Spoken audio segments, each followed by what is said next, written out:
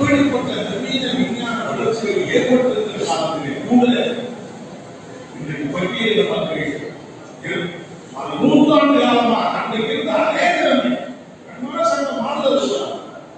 அதே நிலைமை இன்றைக்கு நீடிக்கிறது என்று சொன்னால் ஏன் என்ற கேள்விதான் நாம் பார்க்க வேண்டியிருக்கிறது. மார்க்சிஸ்டுகளாக எங்களை பொறுத்தவரை இந்த சமூக கொடுமையை எதிர்த்து நாம் போராட வேண்டும். ஆனால் அதே சமயத்தில் இந்த சமூக கொடுமையினுடைய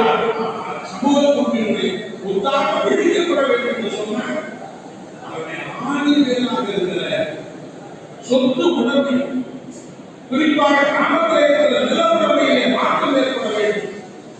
என்றது தலித்து மக்கள் பட்டியலின மக்கள் மீதிலே நிலம் கிடைக்கிறதோ பட்டியலின மக்கள் மற்றவர்களோட பொருளாதார வளர்ச்சியிலே சமத்துவநிலை ஏற்படுகிறதோ அன்றைக்குத்தான் இந்த நிலையை மாற்ற முடியும் என்று அழுத்தமாக சொல்லுகிறது.